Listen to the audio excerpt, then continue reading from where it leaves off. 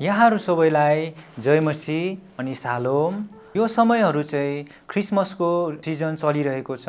संसारभरि नै यो सिजनहरू चलिरहेको छ, चाहे त्यो जानेर होस् या नजानेर संसारभरि नै मनाइराखेको छ। म चाहिँ यहाँहरूको बीचमा परमेश्वरको वचनबाट चाहिँ क्रिसमस के हो भनेर चाहिँ केही कुरा ल्याएको छु। क्रिसमस के हो? क्रिसमस वास्तवमै पर्व अनि चाड मात्र नभएर यो चाहिँ परमेश्वरको प्रेम मानव रूपी रूपमा यो संसारमा प्रकट भएको एउटा ऐतिहासिक रूपमा हामीले यसलाई लिनुपर्छ। संसारभरि विभिन्न तरिकाले मानिसहरूले मनाइराखेको छ, तर यसको अर्थ चाहिँ परमेश्वरले हामीलाई प्रेम गर्नुभएको दिनलाई हामी सम्झिनुपर्छ। येशू ख्रीष्टको जन्मभन्दा अगाडि नै परमेश्वरले प्रतिज्ञा गर्नुभएको थियो। येशू ख्रीष्ट चाहिँ मुक्तिदाताको रूपमा जन्मनु हुनेछ, संसारको पापलाई उठाइलाने हुने चाहिँ जन्मनु हुनेछ भनेर उहाँले हजारौँ वर्ष अगाडि चाहिँ भन्नुभएको थियो। उत्पत्ति 3:15 चाहिँ यसरी लेखिएको छ, तेरो र स्त्रीको बीचमा र तेरो सन्तान र स्त्रीको सन्तानको बीचमा म दुश्मनी हालिदिनेछु, त्यसले तेरो शिर कुच्याइनेछ र तैँले त्यसको कुर्कुच्चा डस्नेछ। यहाँ चाहिँ परमेश्वरले अगाडि नै हजारौँ वर्ष अगाडि चाहिँ साङ्केतिक रूपमा चाहिँ येशू चाहिँ कन्या मरियमबाट एउटा कन्याद्वारा जन्मिनेछ भन्नुभएको छ। यहाँ चाहिँ तेरो र स्त्रीको सन्तानको बीचमा भनेको छ। स्त्रीको सन्तान चाहिँ येशू ख्रीष्टलाई चाहिँ एउटा साङ्केतिक रूपमा चाहिँ हजारौँ वर्ष अगाडि चाहिँ उहाँले यहाँ साङ्केतिक रूपमा चाहिँ अगमबानी गर्नुभएको थियो। यशाया 7:14 हामीले हेर्ने भने यहाँ चाहिँ यसरी लेखिएको छ, यसै कारण परमप्रभु आफैले तिमीहरूलाई एउटा चिन्ह दिनुहुनेछ। हेर, कन्याले गर्भधारण गर्नेछिन् र तिनले एउटा पुत्र जन्माउनेछिन् र उहाँको नाउँ इम्मानुएल राख्नेछ।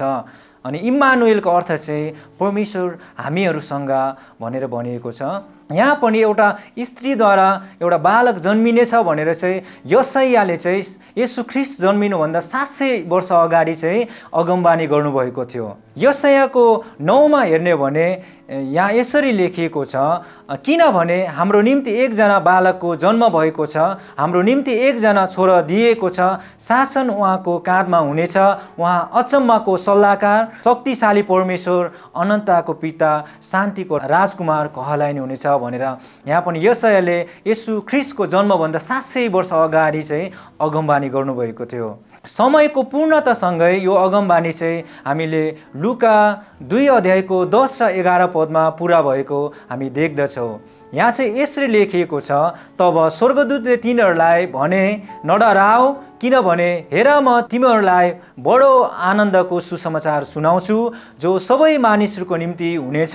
आज दाउदको सहरमा तिमीहरूको निम्ति एकजना मुक्तिदाताको जन्म भएको छ जो ख्रीष्ट प्रभु हुनुहुन्छ।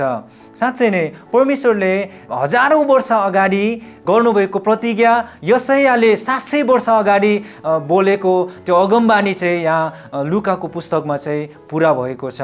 उहाँ चाहिँ कन्या मरियमद्वारा है दाउदको नगरमा अनि बेथलेहेम नगरमा चाहिँ उहाँ जन्म लिनुभयो। हामीले हेर्ने हो भने येशू ख्रीष्टको जन्म चाहिँ एउटा अगमबानी पुरा भएको, परमेश्वरले मानिस जातिलाई दर्शाउनु भएको प्रेमलाई हामी बुझ्दछौँ। हामी विभिन्न गरी विभिन्न ठाउँमा मनाइराखेको छ, तर वास्तविक क्रिसमसको अर्थ चाहिँ उहाँसँग परमेश्वरसँग जोडिनु, परमेश्वरले प्रेम गर्नुभएको कुरालाई हामी थाहा पाउँदछौँ।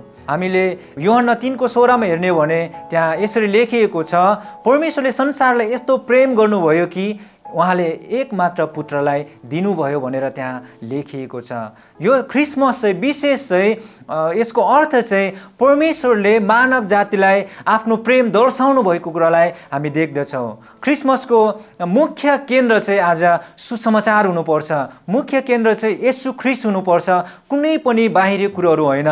हामीसँग जोडिनु हुने र हामीलाई फलो गर्नुहुने, देश विदेशमा रहनुहुने सम्पूर्ण विश्वासी जनहरूमा हामी एएमआई परिवारबाट आउँदै गरेको क्रिसमसको धेरै धेरै शुभकामना छ। जय मसीह।